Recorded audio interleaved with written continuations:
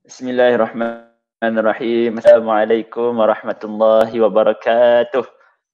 Alhamdulillah wassalatu wassalamu ala Rasulillah wa ala alihi wa sahbihi wa man walah.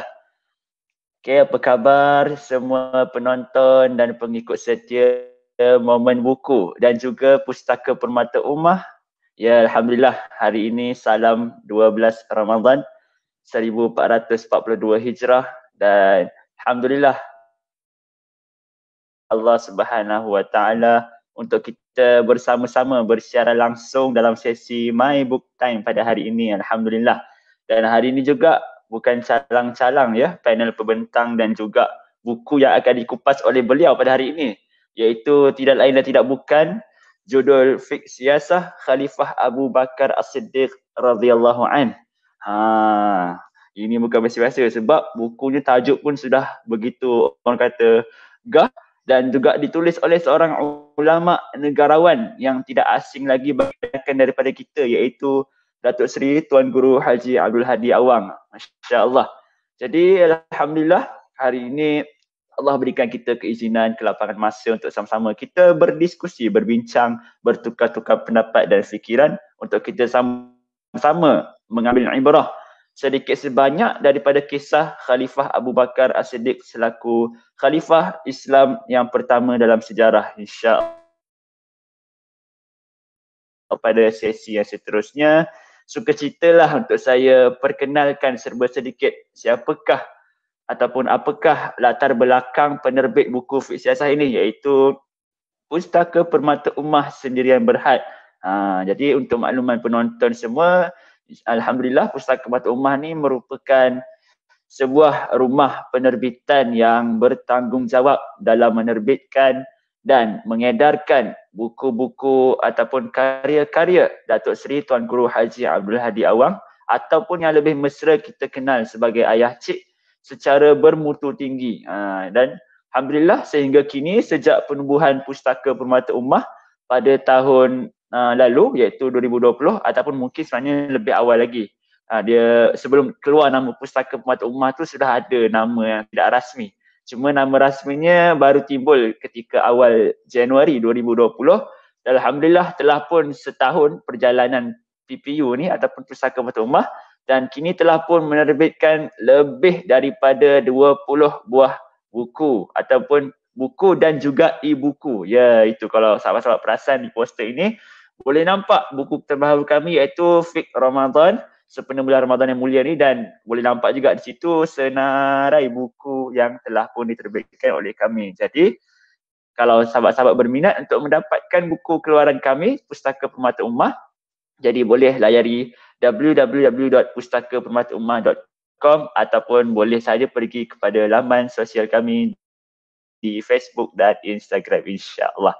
Okey, bismillah. Ya Allah, saya pun rasa amat teruja sebab kita walaupun telah pun membaca buku ini, tapi bila ada orang nak tolong bentangkan, ada orang nak tolong diskusikan, ada orang nak tolong orang kata sebarkan pemikiran, orang kata idea, hujah, buah fikir Ayah Cik ni, saya sangat-sangat teruja.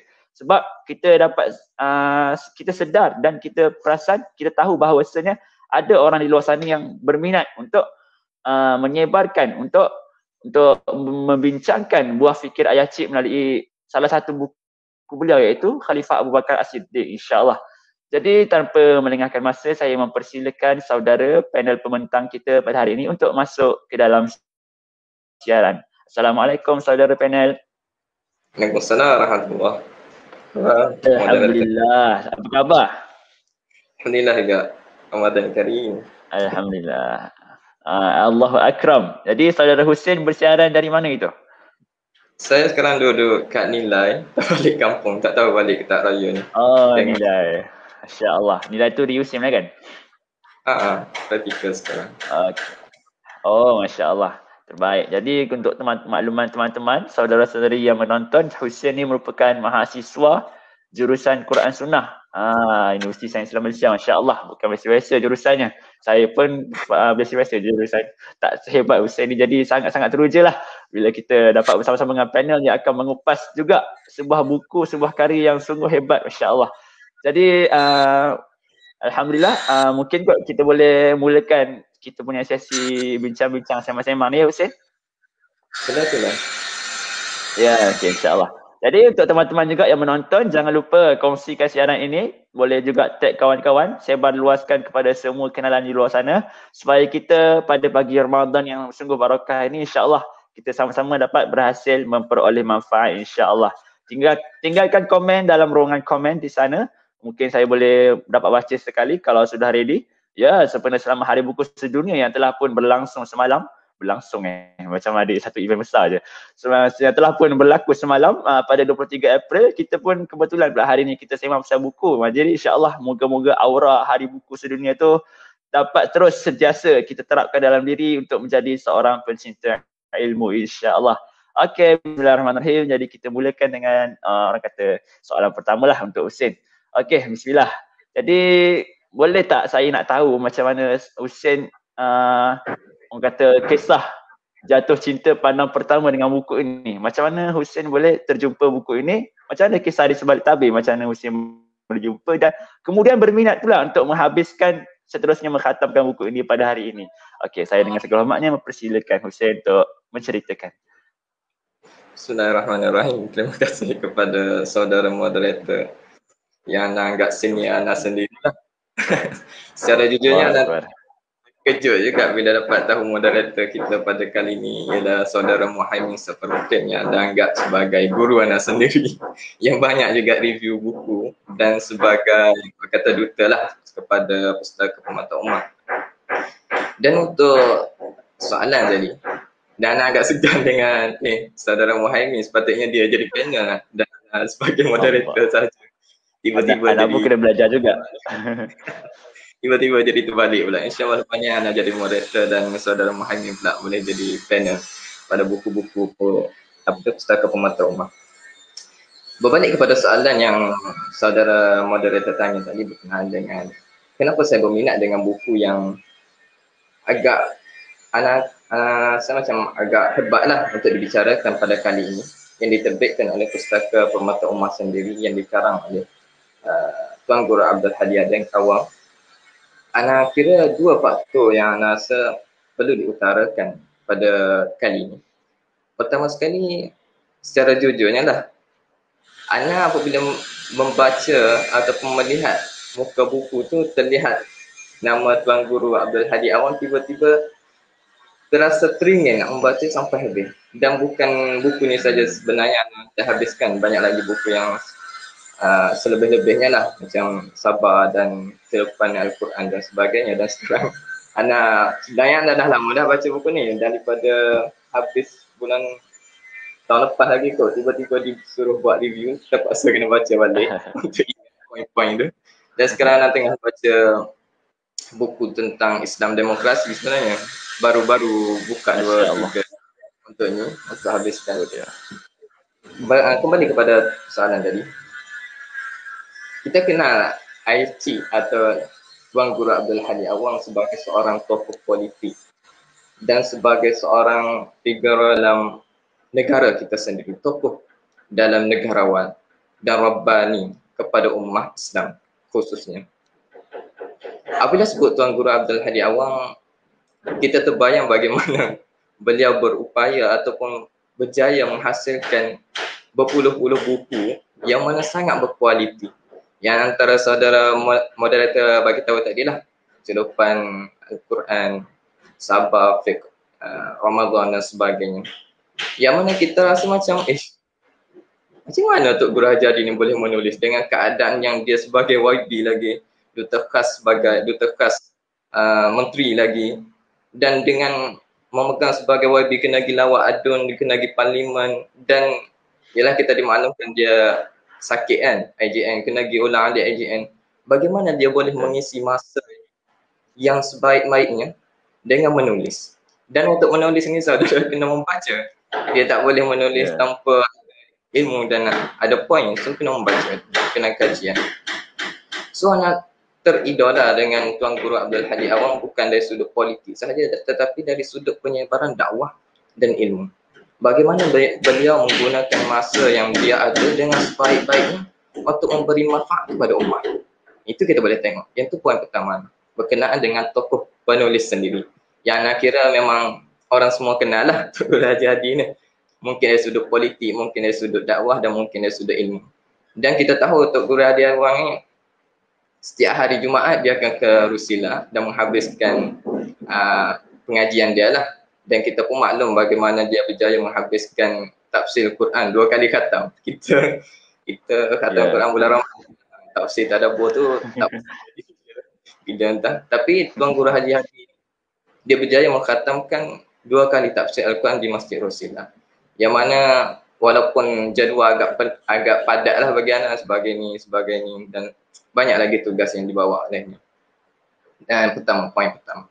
Poin kedua, bagaimana anak tertarik dengan buku ni apabila berkisah dengan seorang sahabat akbar, sahabat Nabi SAW diberi nama sebagai Abu Bakar Siddiq radhiyallahu anhu, yang mana sekiranya anak tak terangkan pada waktu ni pun semua orang kenal Abu Bakar Siddiq. Yang mana mustahil orang Muslim, orang yang mengaku Muslim, orang yang mengaku beriman kepada Allah Subhanahu Wa Taala dan Rasulnya tidak mengenali Abu Bakar Siddiq radhiyallahu anhu. Yang mana seorang sahabat yang memperjuangkan Islam, yang mana tak ada lagi orang yang memperjuangkan Islam pada waktu. Orang terawal memeluk Islam antara kalangan sahabat-sahabat. Dan mengislamkan ramai lagi orang, antaranya Sa'ad bin Abi Waqqas dan Utsman bin Affan, Abdurrahman bin Auf dan sebagainya. Seorang tokoh sahabat yang anak kira sangat perlu kita dalami dan sangat perlu kita kaji kehidupannya. Dan ayah cik bawa dari sudut fiqh siasah atau lebih kita kenali sebagai pentadbiran ataupun politik, bagaimana Khalifah Abu Bakar ni membawa dari sudut kekhalifahan dia ketika dia memegang jawatan sebagai khalifah.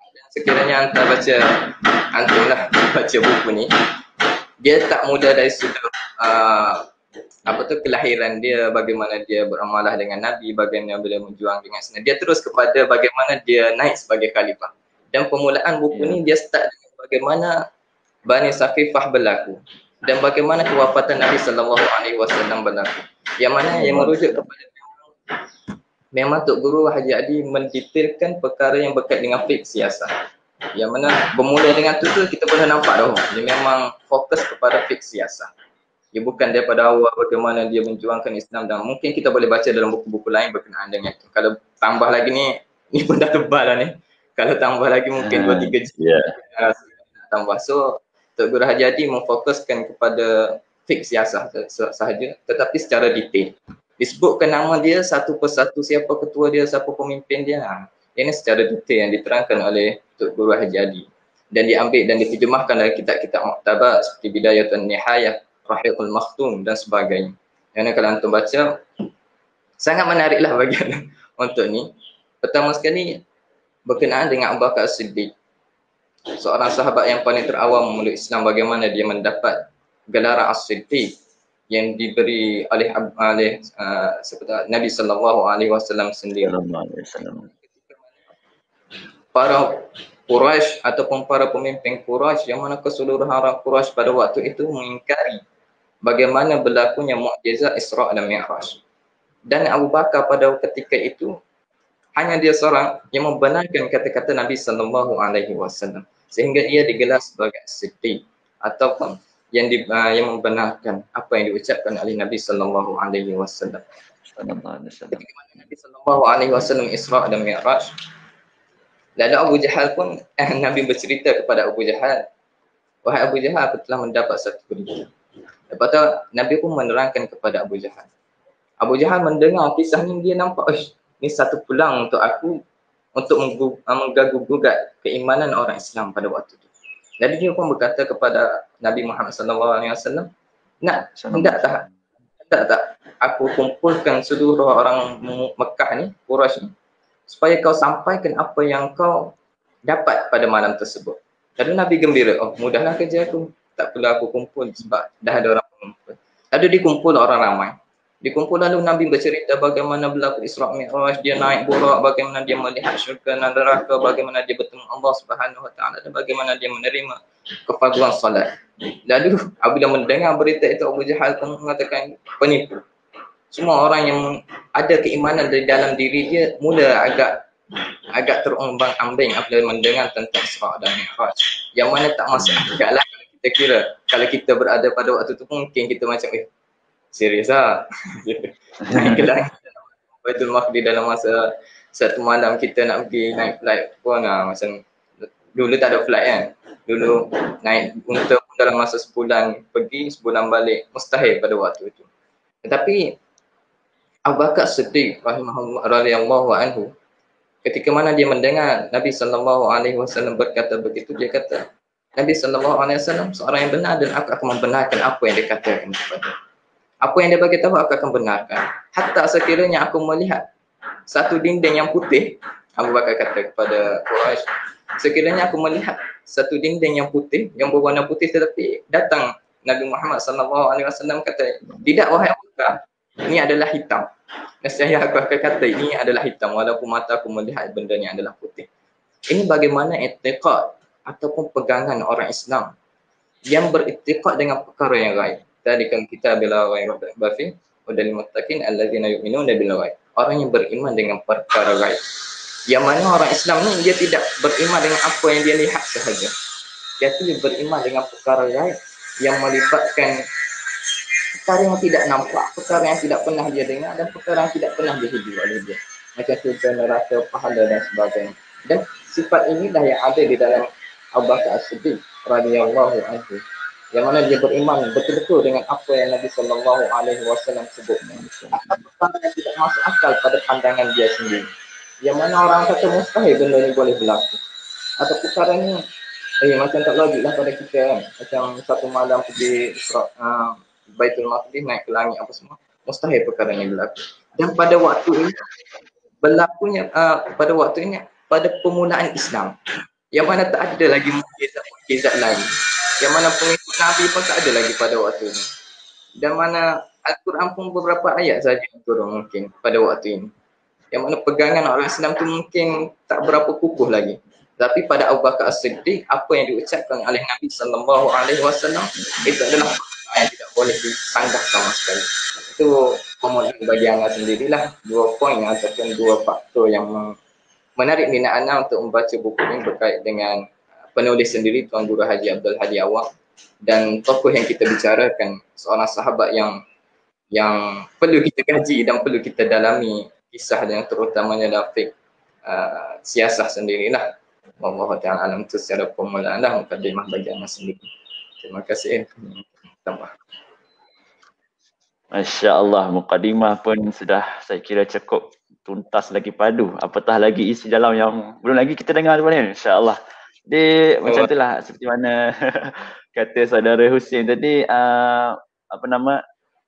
inilah sebenarnya juga matlamat Pustaka Permata Ummah ditubuhkan sebab kita nak pastikan yang masyarakat di luar sana bukan hanya sekadar mengenali ayah cik ataupun Datuk Seri Tuan Guru ni sebagai hanya semata-mata figura politik. Bahkan hakikatnya beliau lebih daripada itu, iaitu sebagai seorang ulama yang benar-benar faqih, lagi dakik dalam bidang keilmuan beliau tersendiri, khususnya bidang tafsir, bidang sirah dan juga siasah syar'iyah, masya-Allah. Jadi itulah juga usaha dan niat matlamat kami, insya-Allah mudah-mudahan segala ikhtiar usaha kami ni berhasil lah dan juga dirahmati dan diberkati oleh Allah Subhanahu Wa Taala, insya-Allah. Jadi kalau seperti mana kata Saudara Hussein tadi, ya memang sangat tebal ya buku ini, dan kalau perhatikan dalam buku ni pun kandungannya lebih kurang sehingga 400 muka surat, masya-Allah. Kalau perasan tu nampak nombor tu. Okey, saya zoom sikit. Itu dia. Okey, memang orang kata tebal lah buku ni. Ini baru pasal kisah zaman Khalifah Abu Bakar. Belum lagi kita dengar macam mana selepas ini, iaitu tentang siasah Khalifah Umar radhiyallahu anhu dalam pemerintahan Umar 10 tahun. Ini pun Abu Bakar pemerintahan dalam lebih kurang 2 tahun pun dah tebal macam ni. Okey, nanti sahabat-sahabat nantilah macam mana hasil untuk siasah Khalifah Umar, insya-Allah. Jadi doakan kamilah Pustaka Permata Ummah dalam menerbitkan buku secara bermutu tinggi, insya-Allah. Okey, jadi kita pergi kepada pertanyaan yang seterusnya untuk saudara Hussein. Okey, jadi selepas kita tengok semua bab yang ada dalam buku ini, jadi menurut pendapat Hussein lah, macam sepanjang kemara, sepanjang orang kata dalam penggelutan dengan dunia buku Khalifah Abu Bakar ni, apa bab ataupun bahagian yang orang kata paling menarik, paling menyentuh hati, paling bagi macam push kesan lah. Uish, rasa macam ya Allah, deep lah. Mana bahagian yang paling macam tu yang dirasakan oleh saudara saat membacanya? Dan sebab apa bahagian tu dirasakan sebagai bahagian paling menarik? Saya persilakan. Terima kasih kepada saudara Muhammad, kepada guru Anas. Bila sebut perkara yang menarik, sebenarnya pada Anas sendirilah semua bab yang diketengahkan oleh Dr. Hadiani sangat-sangat menariklah. Cuma yang paling menarik ataupun paling terbaik yang Ana anggap yang boleh dikongsikan pada kali ini, sebab bukunya kalau nak kongsi semua memang tak habis lah pada waktu ni, sejam memang tak cukup lah. Seorang satu peperangan pun memang tak cukup nak hurai. So pada Ana, bab yang paling menarik ataupun sirah ataupun kisah yang paling menarik yang dibawa oleh Tok Guru Hajadi ialah kisah pertama sekali, yang mana berlaku ketika mana Bani Sa'idah, Saqifah Bani Sa'idah. Ketika mana berlaku pelantikan Khalifah Abu Bakar Siddiq dan kewafatan Nabi sallallahu alaihi wasallam. Ikhwan, kita membicarakan tentang kewafatan Nabi sallallahu alaihi wasallam, kita memahami bagaimana perasaan orang Islam dan situasi orang Islam pada ketika itu yang sangat terumbang-ambing, percaya dan tidak percaya tentang kewafatan Nabi sallallahu alaihi wasallam. Kerana apa? Kerana mereka menyayangi sangat-sangat Nabi sallallahu alaihi wasallam. Mereka menyayangi lebih daripada ayah dia sendiri. Mereka menyayangi lebih daripada ibu bapa dia sendiri. Mereka menyayangi lebih daripada harta dia. Menyayangi lebih daripada anak-anak dia. Bahkan menyayangi lebih daripada diri mereka sendiri. Mana hujah dia atau mana dalil daripada apa yang nak ucapkan tadi? Antara sahabat-sahabat yang mati ketika mana peperangan Badar, yang mati dalam peperangan Uhud, yang mati dalam peperangan Tabuk, dan mati dalam peperangan Mu'tah, bagaimana mereka boleh yakin dengan ucapan Nabi Muhammad sallallahu alaihi wasallam? Mereka menyanyi Nabi sallallahu alaihi wasallam. Mereka meyakini apa yang disebutkan Nabi sallallahu alaihi wasallam. Sekiranya mereka mati, mereka akan syahid dan akan bertemu dengan Nabi sallallahu alaihi wasallam. Dan inilah yang perlu kita ketahui, bagaimana sahabat yang menyayangi Nabi sallallahu alaihi wasallam melebihi ibu dan bapa dan harta mereka dan aulad mereka, anak-anak mereka, hatta Ali Sayyidina Rasulullah yang kata kami menyayangi Nabi sallallahu alaihi wasallam melebihi air sejuk yang diperlukan oleh orang dahaga ketika mana di padang pasir. Merujuk kepada sayangnya sahabat kepada Nabi sallallahu alaihi wasallam. Dan kita boleh bayangkan bagaimana mendapat berita tentang kewafatan Nabi sallallahu alaihi wasallam sangat membanggakan hati, dan bagaimana sedihnya para sahabat yang mendapat berita tentang kewafatan Nabi sallallahu alaihi wasallam. Kita tengok bagaimana Sayyidina Umar Al-Khattab radhiyallahu anhu Al-Faruq, bagaimana dia apabila mendapat berita tentang kewafatan Nabi sallallahu alaihi wasallam, dia berkata, siapa yang mengatakan Nabi Muhammad sallallahu alaihi wasallam wafat, nescaya aku pancung kepala dia. Kerana tidak boleh terima apa yang dia dapat berita tentang kewafatan Nabi sallallahu alaihi wasallam. Kerana mereka sangat menyayangi Nabi sallallahu alaihi wasallam. Saya kira dikata sekiranya sesiapa yang mengatakan Nabi Muhammad wafat, aku pancung kepala dia disebabkan dia telah munafik. Sesungguhnya Nabi tak wafat, dia pergi berjumpa dengan Tuhan dia seperti mana Nabi Musa berjumpa dengan Tuhan.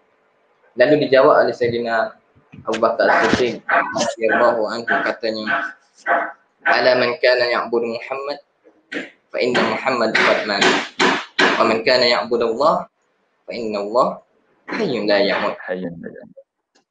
Dan Abu Bakar Siddiq ketika mendapat perkhabaran tentang Nabi Muhammad sallallahu alaihi wasallam, dia pun berjumpa, masuk di dalam rumah baginda sallallahu alaihi wasallam, lalu dia melihat jasad Nabi sallallahu alaihi wasallam, dia redha dengan kewafatan Nabi sallallahu alaihi wasallam, dan dia berjumpa dengan kaum muslimin pada waktu itu.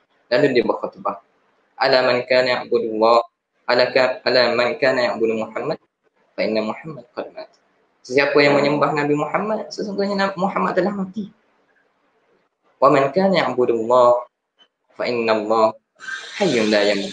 Siapa yang menyembah Allah, Allah tak mati, Allah hidup. Summa lalu dibacakan satu ayat, wa ma Muhammadun illa rasulun qad khalat min qablihi rasul afa in mata aw qutila inqalabtum ala aqabikum ila akhir ayat.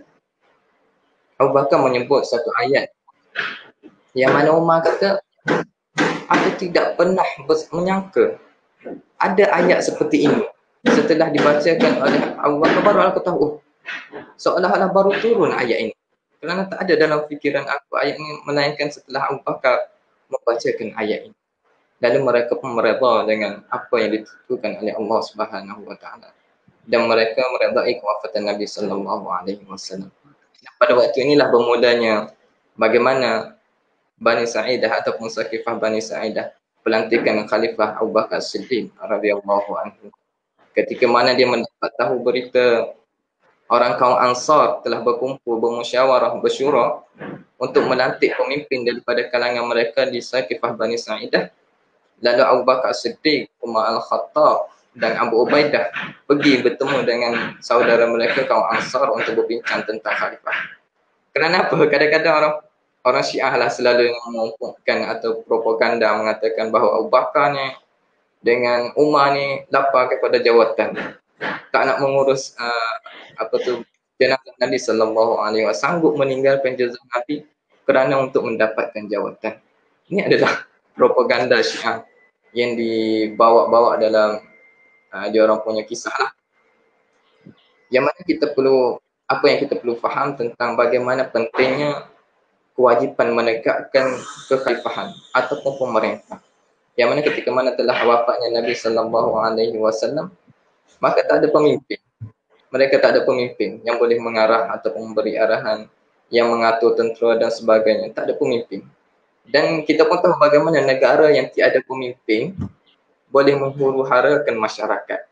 Dan bagaimana pentingnya menegakkan khalifah ataupun kepimpinan.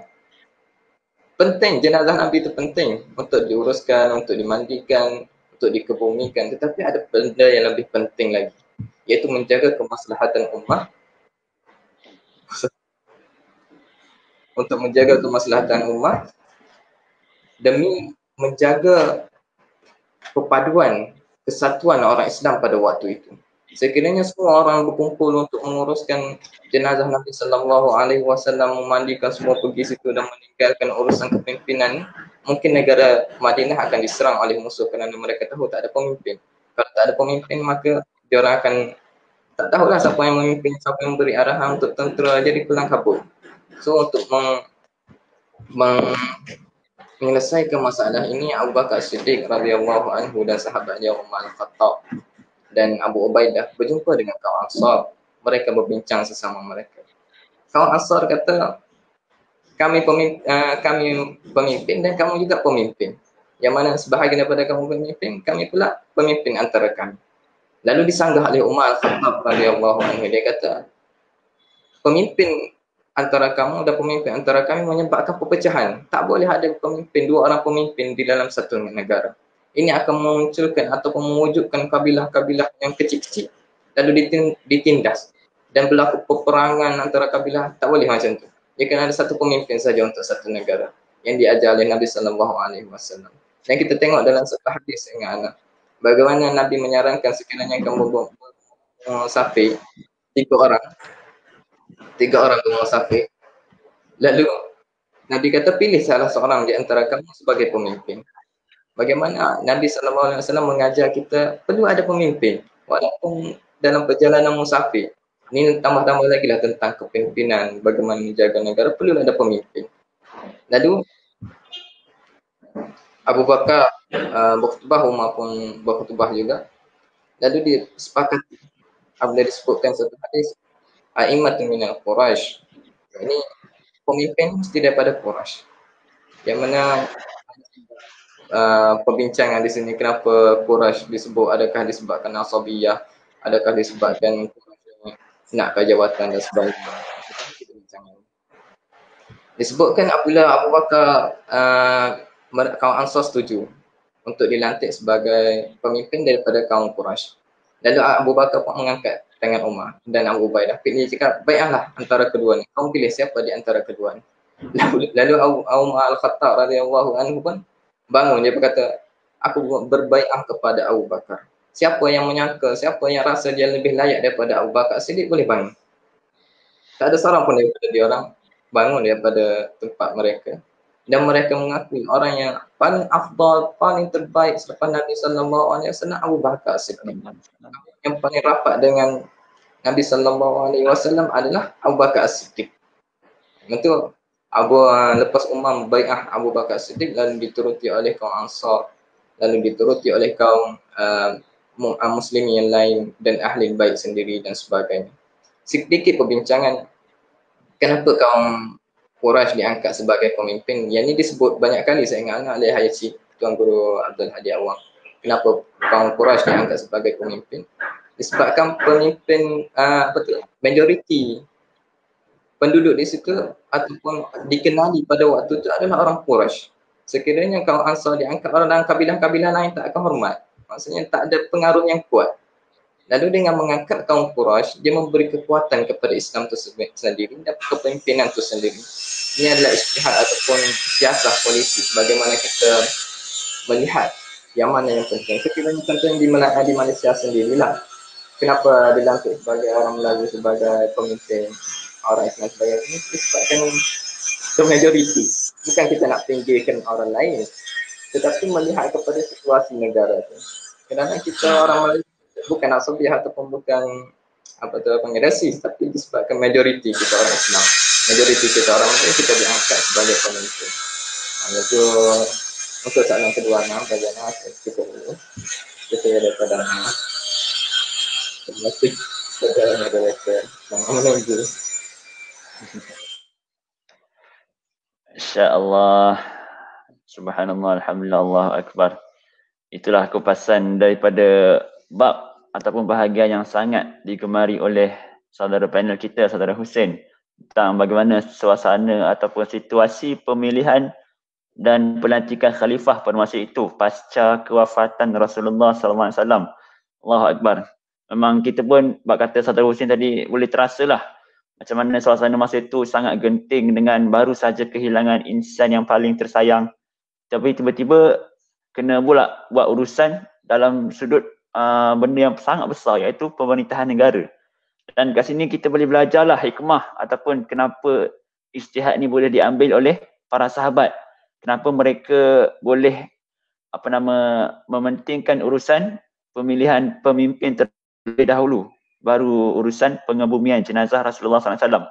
Nak menunjukkan di sini bahawasanya nak memelihara kesatuan dan perbadanan umat Islam tu adalah sangat penting. Bahkan apa yang saya sendiri dengar daripada guru saya, benda ni telah pun ditunjukkan secara simbolik dalam rukun Islam yang kelima, iaitu menunaikan haji di Baitullah. Di mana kalau kita tengok rukun Islam kelima haji ni, dia dah telah melambangkan satu konsep perpaduan dan kesatuan umat Islam. Di mana semua umat Islam, tak kiralah sama ada mereka ni kaya ke, miskin ke, pangkat tinggi ke, rendah ke, Perdana Menteri ke, jawatan apa sekalipun, semua pergi ke haji Baitullah Mekah, semua dengan pakaian ihram yang sama, pakaian putih. Tak ada langsung dibezakan ataupun diasingkan status maupun kedudukan. Dan semua berhimpun, semua bergerak, semua melakukan manasik haji tu ataupun ibadat-ibadat haji tu dalam tempoh yang sama.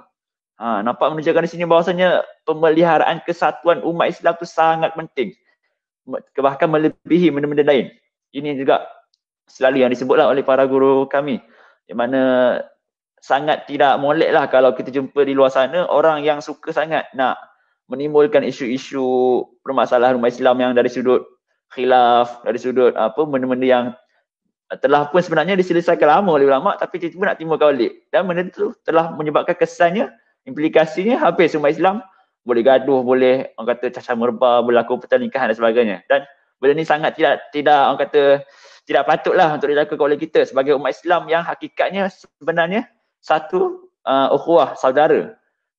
Innamal mu'minuna ikhwah fa aslihu baina akhawaikum, telah pun disebut oleh Allah secara langsung dalam Al-Quran melalui firman-Nya. Mana kata memang itulah juga mungkin yang kita boleh ambil ibrah mengapa para sahabat pada zaman selepas kewafatan Sayyidina Rasulullah SAW memilih Abu Bakar sebagai khalifah. Masya Allah. Memang saya pun sangat banyak belajar hari ini daripada panel. Itu yang menarik lah. Kadang-kadang kita baca tu, kita baca dari sudut pandang kita. Tapi apabila kita dengar orang diskusi, bincang, Masya Allah dapat ilmu baru. Okey. Nampaknya sudah keluar ya soalan. Walaupun soalan daripada saya tak habis lagi. Tapi telah keluar daripada penonton kita. Ya. Yeah. Boleh tak panel kongsi apa sebenarnya ciri ataupun kelebihan Sayyidina Abu Bakar sebagai pemimpin pertama Khulafa' Ar-Rasyidin? Jadi saya dengan segala hormatnya mempersilakan Hussein untuk menerangkan. Terima kasih kepada saudara moderator, saudara Muhaimin, Ustaz Muhaimin, dan terima kasih kepada penanya Syarah Syamimi. Berkenaan dengan kelebihan Sayyidina Abu Bakar, kalau nak tak sebut pun ramai yang tahu bagaimana Sayyidina Abu Bakar Siddiq sebagai seorang orang kanan Rasulullah sallallahu alaihi wasallam dan sebagai khalifah pertama untuk negara Islam di Madinah. Kalau antum tengok dalam kisah yang disebutkan oleh dalam buku ni dan banyak-banyak buku lagi, Bidayatul Nihayah, Rahiqul Makhtum dan sebagainya, disebut Abu Bakar ni memerintah tidak lama sebenarnya. Dan macam saudara Muhammad berkata lah, tak lama. Umar lebih lama memerintah. Cuma keadaan pada situasi itu sangat-sangat gentir. Bagaimana dia memerangi orang murtad, bagaimana dia menjaga kemaslahatan ummah, kesatuan ummah, bagaimana muncul pemberontakan daripada kabilah-kabilah Arab sendiri, bagaimana nabi-nabi palsu mula bangkit, orang tak nak bayar zakat, orang meninggalkan solat. Banyak berlaku peristiwa-peristiwa yang menguji kepimpinan beliau pada waktu itu. Dan bagaimana dia perlu menghadapi satu situasi yang mana dia perlu menggantikan seorang nabi yang asalnya pemimpin dan berjawatan nabi, tiba-tiba dia perlu menggantikan dengan berstatus ke manusia biasa sahaja. Yang dulu mungkin nabi orang terima dia, oh ni nabi tak apa kita terima, dapat wahyu dan sebagainya. Tapi apabila turun kepada khalifah, maka dia bukan sebagai nabi, dia sebagai khalifah biasa sahaja ataupun manusia biasa sahaja yang berijtihad menurut pandangan dia. Kelebihan Abu Bakar Siddiq kalau antum bacalah, bagaimana tegasnya membela sunnah Nabi sallallahu alaihi wasallam. Antaranya kisah-kisah yang sangat banyak. Antaranya kisah bagaimana dia bertegas untuk menghantar Usamah bin Zaid radhiyallahu anhuma dalam melantik Usamah bin Zaid ini sebagai ketua peperangan. Walaupun Usamah pada waktu ketika itu berusia mungkin belasan tahun, anak muda lagi, mungkin 20-an tahun macam itu sahaja. Tapi memimpin tentera yang orang senior, orang yang lebih berpengalaman daripada beliau. Antara termasuk dengan Sayyidina Umar Khattab sendiri termasuk dalam barisan tentera Usamah sendiri. Dan perkara ini sebenarnya ditentukan oleh Nabi SAW sendiri. Sebelum Nabi wafat, Nabi kata hantar Usamah memerangi Rum, rentetan daripada peperangan Mu'tah, yang mana ayah dia sendiri syahid ketika mana Zaid bin Harithah mati ketika mana peperangan Mu'tah. Lalu Nabi SAW pun membuat rancangan untuk menghantar Usamah sebagai ketua melawan Rum. Tapi tidak dapat diteruskan disebabkan kewafatan Nabi SAW. Lalu Abu Bakar apabila menjadi sebagai khalifah, maka dia ingin meneruskan apa yang Nabi arahkanlah. Wasiat daripada Nabi, ini arah daripada Nabi. Lalu ketika mana dia ingin mengarahkan Usamah menjadi sebagai ketua, lalu mendapat tentangan ataupun sedikit khilaf daripada para sahabat yang senior-senior, termasuk Umar Al-Khattab sendirilah, yang mengatakan kenapa kita perlu melantik Usamah yang muda dalam usia yang macam ni boleh nak jadi ketua sebagai ketua peperangan, bukan ketua duta biasa, ketua peperangan yang melibatkan nyawa, jiwa manusia yang di belakang dia tu, beribu-ribu orang di belakang dia tu. Melantik orang muda yang tak ada pengalaman macam ni, timbul satu suasana yang tak sedap lah. Apabila berlaku macam ni, lalu Umar Al-Khattab menawarkan diri dia untuk berjumpa dengan Khalifah Abu Bakar Siddiq. Jadi dia berkata, wahai Abu Bakar, tak bolehkah kamu melantik orang lain sebagai pengganti kepada Usamah yang lebih senior daripadanya, mungkin lebih berpengalaman daripadanya. Lalu Abu Bakar Siddiq radhiyallahu anhu menarik janggut Umar Al-Khattab radhiyallahu anhu, lalu memarahi Umar Al-Khattab. Dia kata, adakah kamu ingin meluncurkan apa yang dia telah pakaikan oleh Rasulullah? Sesungguhnya Rasulullah melantik dia sebagai ketua. Adakah kamu ingin menyuruh aku untuk menurunkan orang yang dinaikkan oleh Rasulullah? sangat tegas dengan sunnah ataupun wasiat dengan arahan daripada Nabi sallallahu alaihi wasallam walaupun Nabi telah wafat. Bagaimana dia menjaga sunnah Nabi. Sehingga Umar pun pergi balik kepada kaum Ansar. Lalu kaum Ansar, kaum Muhajirin dan kaum Ansar lah pada waktu tu. Lalu kaum Ansar pun ada pandangan lain pula. Kenapa kita perlu keluar berperang melawan Rom sedangkan negara kita masih tak stabil lagi? Bagaimana pemberontakan ada di kabilah-kabilah luar sana yang menyerang Madinah, dengan orang munafik mula mengangkat kepada mereka, dengan banyak berlaku murtad, dengan tak bayar zakat, dengan mengaku Nabi. Kenapa kita tak selesaikan dulu bahagian dalam ni dahulu? Katanya kaum-kaum muslim pada waktu. Lalu Umar pun berjumpa dengan Abu Bakar Siddiq kembali. Jadi dia utarakan pendapat orang inilah masyarakat muslim pada waktu itu. Dan Abu Bakar Siddiq radhiyallahu anhu berijtihad mengatakan bahawa sekiranya kaum muslimin atau sekiranya ummul mukminin dibahang oleh anjing-anjing dan tak ada tentera untuk menyelamatkan mereka ni, tak ada orang yang dapat menyelamatkan mereka, aku tak akan turunkan ataupun aku tak akan lewatkan hantaran tentera-tentera ini melawan Rom. Sebab ni adalah arahan Rasulullah. Sangat tegas dengan prinsip dan sangat tegas dengan wasiat yang dipegang oleh Nabi sallallahu alaihi wasallam yang diberikan kepada beliau. Sangat berpegang dengan sunnah Nabi sallallahu alaihi wasallam. Dan ketika mana satu peristiwa pembukuan Al-Quran yang mana tak pernah dibuat oleh Nabi sallallahu alaihi wasallam, ketika mana diutarakan oleh Umar Khattab sendiri. Umar ni banyak memberi cadangan kepada Abu Bakar. Memberi cadangan supaya dibukukan Al-Quran, takut terlenyap disebabkan ramai hufaz-hufaz ni meninggal. Perang Yamamah, perang Yamuk, ramai yang mati. Takut-takut Quran ni tidak sempat dihafal orang lain, terhapus. So kita bukukan dia secara lengkap. Dan Abu Bakar kata, adakah aku ingin buat perkara yang tidak pernah dibuat oleh Rasulullah? Aku takut ni perkara yang tak dibenarkan. Dia takut perkara ni tak pernah dibuat oleh Rasulullah. Alah, kita panggil macam bid'ah lah. Ada sensitif. Bid'ah. Tapi apabila dia beri pendapat ataupun berhujah dengan Umar Al-Khattab, ini untuk kebaikan muslimin, kaum muslimin. Kalau tidak, siapa nak menjaga Al-Quran dan sebagainya. Dan dipersetujui oleh Abu Bakar Siddiq radhiyallahu anhu. Dan satu lagi kisah, tak ada panjang-panjang sangat. Satu kisah bagaimana dia berpegang dengan wasiat hadis Nabi sallallahu alaihi wasallam, sesungguhnya Nabi, aku tidak mewariskan harta dinar dan dirham melainkan ilmu.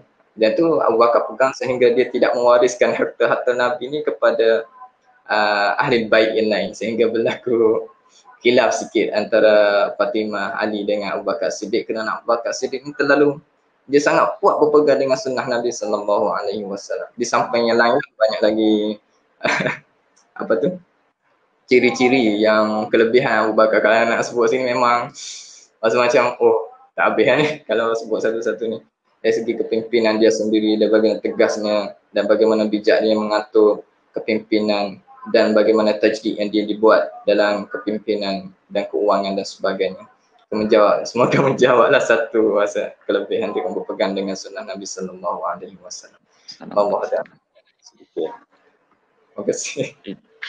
Okay, terima kasih saudara Hussein, masya-Allah. Itulah dia. Memang betul lah. Kalau nak kata ciri-ciri sifat kepimpinan Khalifah Abu Bakar ni sangat banyak yang boleh kita ambil iktibar maupun ibrah untuk kita jadikan pedoman dalam kehidupan. Bahkan kalau sahabat-sahabat untuk tahu lebih lanjut lagi, ayolah dapatkan buku ini bagi teman-teman yang belum mendapatkannya. Harga cumalah RM40 untuk kulit lembut dan RM55 untuk kulit keras, insya-Allah. Jangan lupa dapatkan melalui laman web Pustaka Permata Ummah. Okey, jadi saudara Hussein ada sebut tadi tentang bagaimana cabaran Khalifah Abu Bakar, antaranya yang paling besar, yang paling kita maklum, paling popular, iaitu kisah bagaimana Khalifah Abu Bakar dan umat Islam memerangi golongan murtad yang dipimpin oleh orang-orang, kebanyakannya lah orang munafik, orang Islam yang telah kembali murtad disebabkan lemah imannya dan sebagainya. Jadi apakah formula yang diambil oleh Khalifah Abu Bakar dalam memerangi golongan murtad tersebut dan bagaimana beliau berjaya merealisasikannya untuk kita ambil iktibar lah sebagai pengajaran dalam kehidupan. Saya persilakan. Terima kasih. Soalannya agak menarik lah. Cuma nak bagi tahu lah sebab kalau nak bincangkan secara mendalam ataupun secara panjang lebar, Ana sarankan supaya beli buku ni lah untuk baca. Sebab dia terangkan secara detail lah satu persatu siapa pemimpin dia, bagaimana perancangan Abu Bakar As-Siddiq radhiyallahu anhu dan bagaimana mereka merancang memenangi peperangan yang dibawa oleh Abu Bakar As-Siddiq yang diperintah oleh Khalid Al-Walid dan Ikramah bin Abi Jahal dan sebagainya. Cuma kalau nak sebut sini memang Ana tak ingat lah sebab banyak sangat. Dan buku ni memang bagus untuk dijadikan sebagai rujukan, bukan semata-mata baca lepas tu tinggal lah sebab aku dah baca so tinggal. Tapi dia lebih kepada rujukan sebenarnya buku ni sebab banyak buku-buku lain. Ana banyak baca buku-buku Islami yang berbentuk novel tetapi benda macam tu dia tak berfakta, dia lebih kepada apa kata minat ataupun macam tak inilah berkait dengan fakta yang agak kurang sedikit.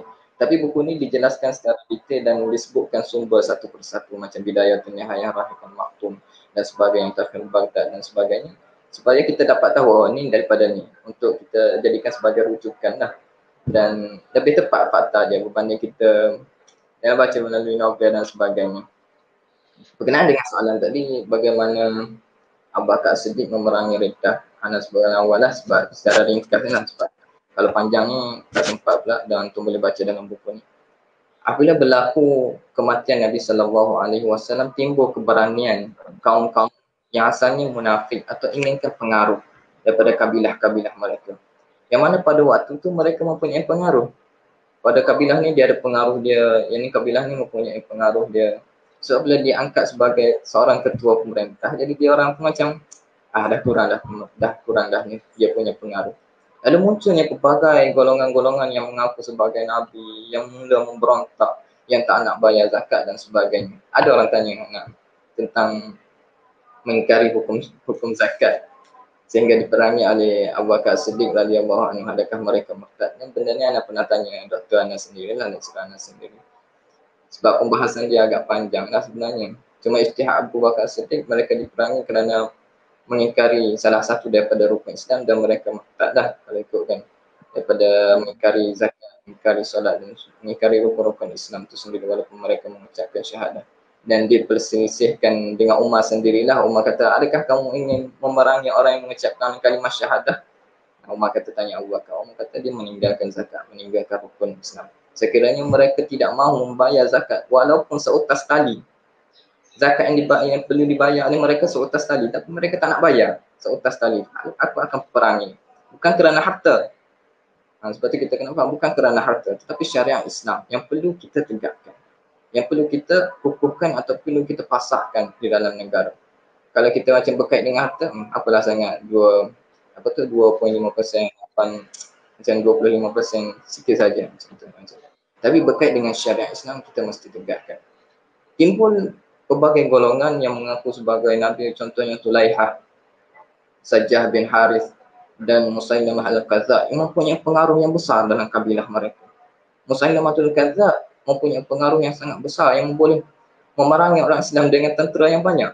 Dan Sajjah bin Harith ni dia penyair dan penyihir, mempunyai pengaruh yang besar juga. Dan Musailamah dengan Sajjah ni bergabung kerana dia berkahwin dengan mas kahwin muqaddar ataupun solat isyak dengan solat subuh.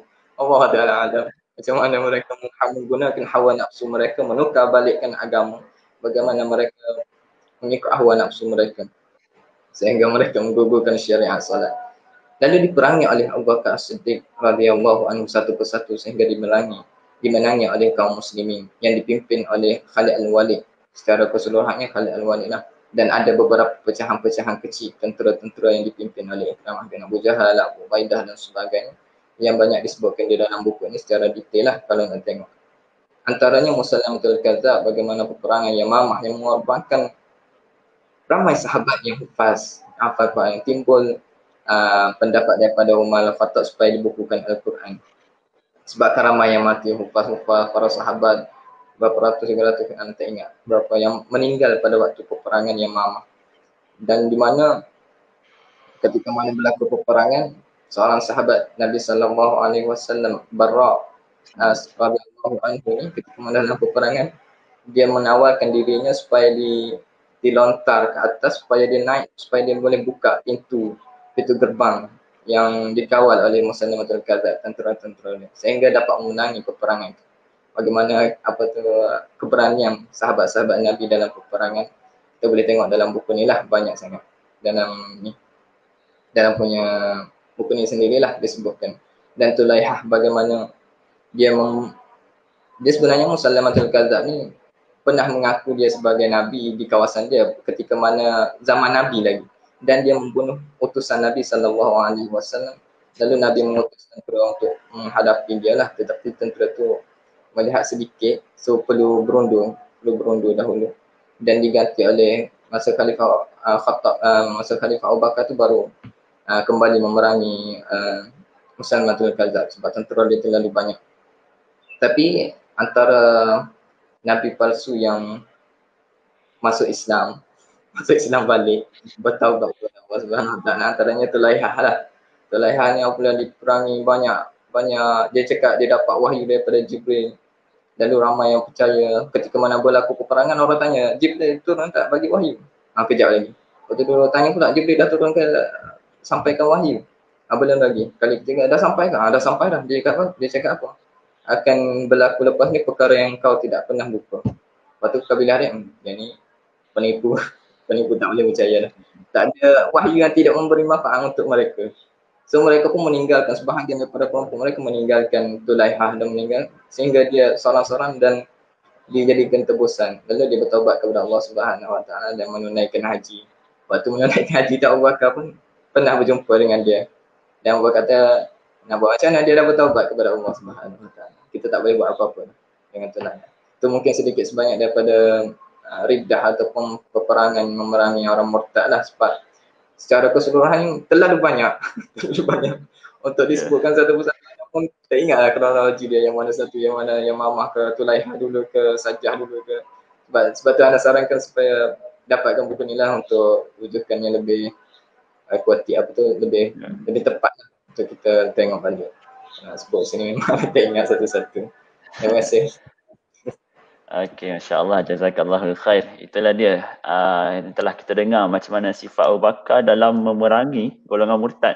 Betapa mungkin selama ni teman-teman yang menonton, mungkin sebelum ni kita kenal Abu Bakar ni sebagai seorang yang berhati lembut dan bila baca Quran pun mudah sangat menangis. Tapi apabila dari sudut bab ketegasan menjaga syariat ni, beliau sangat tegas.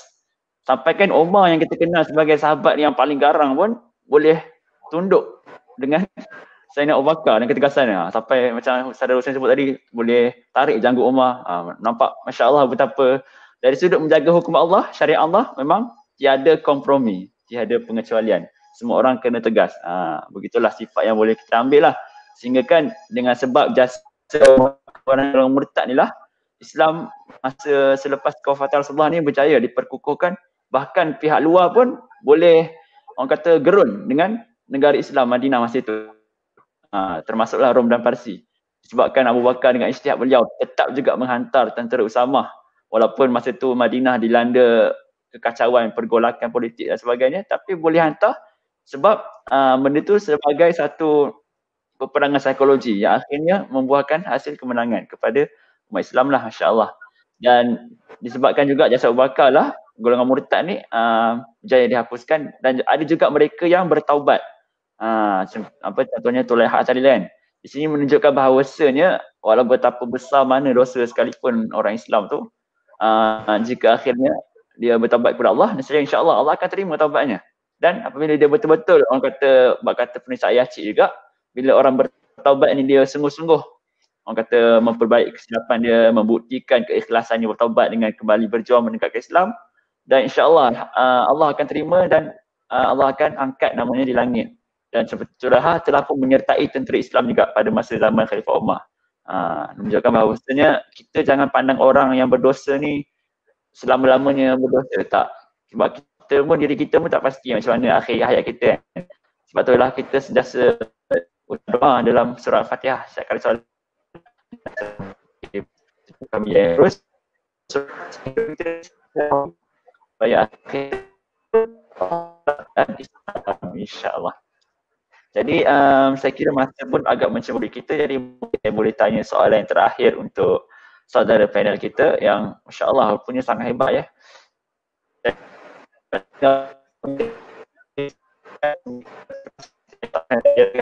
Okey, jadi kalau kita lihat sepanjang Khalifah Abu Bakar ni sepanjang kepimpinan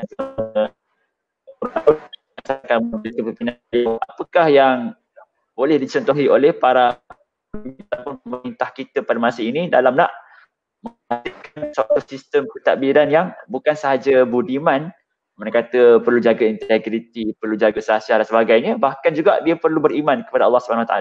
Okay, boleh saudara Hussein kupaskan dengan lebih lanjut. Silakan. Terima kasih kepada Ustaz Muhaimin. Untuk kepimpinan ataupun teladan yang kita dapat daripada Abu Bakar Siddiq radhiyallahu anhu secara umumnya, dan insya-Allah boleh jadi sebagai khusus, kembali kepada Islam itu sendiri. Kaji bagaimana sahabat-sahabat Nabi berjaya memerintah Islam dan bagaimana para tabi'in Abbasiyah, Umayyah berjaya memerintah Islam beratus-ratus tahun. Dan bagaimana mereka membina upaya mereka yang sangat kuat, iaitu kita kembali kepada Islam itu sendirilah. Kita melihat kepimpinan Abu Bakar Siddiq ketika mana ucapan pertama dia sekali. Ucapan pertama dia kata as-sidqul amanah wal kadhibul amanah wal kadhibul khiyanah. Bercakap benar adalah amanah dan berdusta adalah khianah. Yang perlu diterapkan dalam pemimpin Islam itu sendirilah, bagiannya khususnya pemimpin Islam itu sendiri sebab Abu Bakar ni khalifah. Iaitu amanah dengan apa yang mereka pegang. Sekiranya kita amanah dengan jawatan kita, kita anggap benda itu sebagai amanah yang dipertanggungjawabkan oleh kita dan akan disoal oleh Allah Subhanahu Wa Taala di akhirat kelak. Kita akan buat dengan sebaik-baik mungkin dan kita akan yakin bahawa Allah sentiasa melihat. Dan insya-Allah rasuah tak ada. Apabila orang pemimpin macam tu, ada pemimpin orang yang berhati Islam, ruhnya ruh Islam, yang beriman dengan Allah, dengan sebenar-benar beriman dengan Allah, insya-Allah Islam akan menjaga negara tu dengan sebaik-baik. Akhlak Islam mendahului agama lain, bukan rasis, tapi memang terbukti. Sekiranya Islam memerintah, orang lain dapat menikmati keadilan Islam. Tetapi apabila agama lain memerintah, tak terjamin lagi. Bukan nak cakap kosong, tapi melihat kepada fakta-fakta sejarah. Contohnya bagaimana Spanyol, dulu Andalusia. Bagaimana Andalusia dulu dengan bangunan-bangunan yang megah, para ulama yang terbilang dengan pakar-pakarnya. Tetapi apabila masuk Kristian, dulu sejarah dulu. Masuk Kristian menyebabkan kejatuhan Andalusia dan jatuhnya peradaban ilmu itu sendiri. Bukan Islam, ilmu itu sendiri jatuh. Menyebabkan orang Yahudi terpinggir, ada yang dihantar sebab sehingga kan Turki Osmaniyah mengambil orang Yahudi daripada Spanyol pergi ke Turki dan Syria. Bukan orang Islam sahaja terganggu, tetapi orang Yahudi sendiri. Dan orang Islam itu apatah lagi yang dibunuh, sehingga kan disebutkan beratus-ratus ribu yang meninggal ketika mana masuknya Kristian ke Spanyol. Dan bagaimana Palestin sendiri apabila dijajah oleh Israel, bukan sahaja Islam sendiri, orang Islam sahaja yang terkena, tetapi orang Kristian sendiri yang terkena. Sehingga mereka berganding dengan orang Islam untuk menyekat Israel ini sendiri.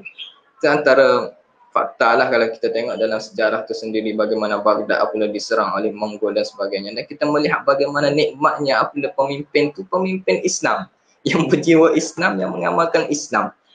Apabila dia beramal dengan Islam, insya-Allah orang akan mendapati Islam ni sangat adil untuk semua. Dan orang lain pun akan mendapat nikmat yang semacam tu. Rasuahnya tak ada. Islam mengajar dalam hadis la'anallahu ar-rashi wal murtashi. Allah melaknat orang yang memberi rasuah dan mengambil rasuah. Ini ditegaskan di dalam hadis dengan perkataan laknat. Sekiranya orang memahami perkataan laknat itu sendiri, mereka akan takut. Rasuah bukan musuh negara, bukan musuh negara sahaja, tetapi musuh Allah dan musuh Rasul. Mengatakan musuh Allah dan musuh Rasul ni, siapa lagi yang mendapat menolong kita dan menjadi musuh kepada Allah dan musuh kepada Rasul. Disebut di dalam hadis, jelas la'natullah Rasul ar-rashi murtashi. Disebut sebagai perkataan laknat yang lebih besar daripada murka lah kalau tengok laknat. Kalau orang memahami perkataan itu, memahami apa yang disebutkan Nabi sallallahu alaihi wasallam, itu pun sudah cukup untuk menjadikan negara kita bebas daripada rasuah. Yang mana selama ni beratus-ratus tahun, berpuluh-puluh tahun kita sebut sebagai negara tanpa rasuah, negara tanpa rasuah. Bagaimana membina negara tanpa rasuah? Tapi tak mampu sampai sekarang. Secara jujurnya lah, sampai sekarang negara kita tak mampu. Indonesia sendiri tak mampu. Apabila kita tidak mendalami Islam itu sebaik-baiknya. Tapi sekiranya kita mendalami Islam sebaik-baiknya dengan akhlak Islam sebaiknya, kita kaji balik apa yang dibuat oleh Khalifah Rasulullah SAW, bagaimana cara Nabi SAW memerintah. Mereka membina peradaban, bukan peradaban ilmu saja, teknologi, keilmuan, sains dan sebagainya yang memberi harapan kepada umat-umat Islam. Yang ini ditulis oleh Syekh Hasan Nadwi rahimahullah ta'ala dalam kitab yang masyhur, dalam kitab dia Apa yang Alam Rugi Sekiranya Kemunduran Islam. Yang tu kitab yang masyhur lah dalam kalangan orang Arab, orang India tu. Disebutkan di dalam sejarah-sejarah orang Islam bagaimana mulianya Islam, bagaimana mengembangkan orang Islam, mengembangkan ilmu itu sendiri, membina peradaban ilmu, membina peradaban sains dan sebagainya. Lepas tu kita perlu faham, Islam ni bukan mengajak kepada kemunduran, zuhud saja, tapi membina peradaban itu sendiri. Bagaimana Umayyah, bagaimana Abbasiyah membina peradaban mereka. Dan sedikit kepemimpinan daripada selain daripada amanah yang anda sebut tadi, tegas dengan sunnah Nabi sallallahu alaihi wasallam dan menjaga agama Islam sendirilah. Ana sarankan ataupun nasihat kepada pemimpin-pemimpin kita supaya menjaga agama kita sendiri. Sekiranya orang Islam tidak menjaga agama dia sendiri, siapa lagi nak jaga? Kalau YB kita sendiri duk menolong menjatuhkan Islam, memburukkan agama Islam, siapa lagi nak memuliakan Islam tu sendiri? Tu apa tu? Kasar, tak adalah kasar sangat. Cuma nasihat dan teguran daripada kita sendiri. Sebab ramai yang kata mereka kenal, contohnya mereka kenal Abu Bakar As-Siddiq, tetapi mereka tak kenal secara mendalam bagaimana mereka mentadbir, bagaimana sekadar mengetahui mereka adalah sahabat Nabi. Tapi mereka tak mendalami bagaimana mereka mentadbir, bagaimana mereka bersiasah, bagaimana mereka menguruskan kewangan negara dengan sebaik-baiknya. Itu adalah pengajaran yang kita dapat daripada Khalifah itu sendiri. Daripada buku ni, anda sarankanlah supaya bukan daripada masyarakat kita sendiri, pemimpin kita pun seharusnya membeli jugalah buku ni supaya dibaca dan diteladani bagaimana kepimpinan Abu Bakar As-Siddiq membawa Islam dan membawa peradaban Islam itu sendiri. Itu secara ringkas lah. Kalau tak menjawab, maaflah. Terima kasih. Okey, terima kasih kembali. Alhamdulillah, itulah dia satu teguran yang cukup serius kepada pemimpin kita di luar sana supaya sentiasa jadikan Islam sebagai keutamaan. Makna kata sebenarnya pemerintah ataupun pemimpin ni dia punya orang kata ladang pahala dia sangat luas, sehingga kan disebut dalam satu hadis yang 7 golongan yang mendapat naungan Allah di padang mahsyar, yang mana tiada naungan lain selain naungan Allah. Golongan pertama yang Nabi sebut iaitu pemimpin yang adil. Mana kata sebenarnya pemimpin ni peluang untuk dapat kebaikan tu sangat luas. Tapi pastikan kena ikutlah aturan Islam. Dan antara aturan Islam seperti yang disebut oleh Allah SWT secara langsung dalam Al-Quran, surah Al-Hajj, surah yang ke-22 ayat ke-41. Yang ni pun ayah cik selalu sebut dalam, sama ada dalam penulisan, dalam syarahan, maupun ceramah dan sebagainya, iaitu a'udzubillahi minasyaitonirrajim, allazina immakkannahum fil ardh aqamus salah wa atawuz zakah wa amaru bil ma'ruf wa nahaw 'anil munkar walillahi 'aqibatul umur. Makna kata ayat ni menunjukkan konsep nak bentuk negara ni, pemimpin ni perlu ada 5 kriteria ni, iaitu yang pertama dia kena solat, yang dia kata pemimpin ni kena sentiasa berhubung dengan Allah SWT. Yang kedua zakat, yang dia kata pelaksanaan konsep ekonomi yang adil untuk masyarakat. Ketiga amal ma'ruf, membuat kebaikan yang luas. Nahi munkar, menggubal, melaksanakan undang-undang dan tindakan pencegahan sebelum berlakunya kejahatan. Dan paling akhir sekali, paling penting, paling utama, kena ada wawasan akhirat. Walillahi 'aqibatul umur. Dan bagi Allah jugalah kesudahan segala urusan. Makna kata tak dapat tidak, kita ni setiap pemimpin khususnya umat Islam kena jadikan juga konsep rukun iman tu sebagai satu benda yang terpasak, tertanam dalam jiwa.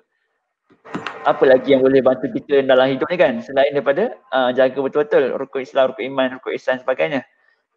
Tak perlu pun orang kata nak kena susun silibus orang kata cegah rasuah, kempen sebagainya. Hakikatnya Islam sendiri telah ajar satu konsep yang sangat lengkap, syumul lagi menyeluruh. Kalau kita benar-benar hayatilah, contohnya dalam rukun iman tu, kalau kita sentiasa sedar yang Allah sentiasa melihat, ada malaikat yang sentiasa mencatat, ada balasan hari akhirat, adanya kitab Al-Quran boleh kita rujuk, adanya Rasul yang sampai ke wahyu, dan adanya ketentuan baik dan buruk.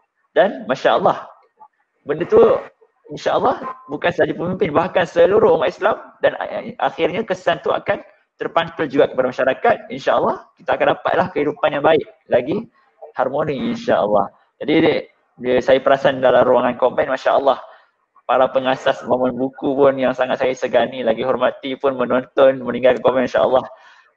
Selamat datanglah. Terima kasih banyak kepada Dr. Iliani, Masya Allah, kesan baik. Kupasan tu tentunya daripada saudara panel kita, Masya Allah. Siapa lagi yang terbaik tu kan. Jadi ya betul, kalau perasan dalam buku ini Dr. Iliani sebut banyak tulis catatan perang ataupun serangan-serangan beserta taktikalnya sangat bermanfaat. Masya Allah. Ini kalau dapat dikaji mungkin pakar taktikal, pakar-pakar strategi, tariklah aplikasi depan. InsyaAllah lagi akan keringlah airnya selagi kita boleh usaha untuk kaji dan dalami. Dan juga saya perasan guys, ada komen daripada Ustaz Fakhrul Razi, juga pengasas momen buku, Masya Allah. Terima kasih kepada panel. Saya pun nak ucapkan terima kasih kepada panel atas perkongsian yang sangat baik. Dan juga kepada teman-teman yang mungkin ada lagi soalan yang ditanyakan kepada panel, boleh tinggalkan sebelum saya menutup sesi video pada hari ini. Ya, program sangat bermanfaat bagi golongan muda, termasuk saya, sangat bermanfaat. Ya, saya masih muda, insya-Allah. Okey, sementara kita tunggu mungkin ada soalan daripada penonton di luar sana. Jadi saya sekali lagi mengingatkan kepada teman-teman, video kita belum tamat. Kita boleh kongsikan lagi video ni kepada teman-teman di luar sana sebagai saya insyaAllah masing-masing dapat manfaat sepenuh pagi Ramadan yang mulia. Dan untuk teman-teman yang nak dapatkan buku ini, khususnya Siasah Khalifah Abu Bakar, sosial ataupun laman web rasmi Pustaka Permata yang tertera di skrin masing-masing. Okey, jadi saya kira jam telah pun menunjukkan 10.30 minit pagi dan insyaAllah nampaknya mungkinlah tiada soalan hari ini. Jadi saya sekali lagi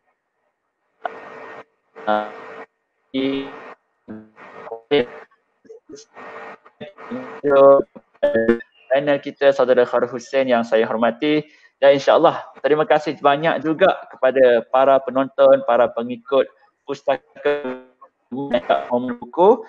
InsyaAllah semoga kita memperoleh manfaat yang berpanjangan, seterusnya diberkati dan diampuni oleh Allah Subhanahu Wa Taala, insyaAllah. Jadi salam Ramadan, teruskan ibadat kita, teruskan wawasan akhirat kita demi mengejar keridhaannya. InsyaAllah semoga Allah melahirkan kita pasca madrasah Ramadan ini sebagai insan bertakwa. Saya minta maaf atas segala kekurangan dan kesilapan sepanjang mengendalikan program Momen Buku pada hari ini. Wallahu a'lam. Mohon undur diri dulu. Assalamualaikum warahmatullahi wabarakatuh.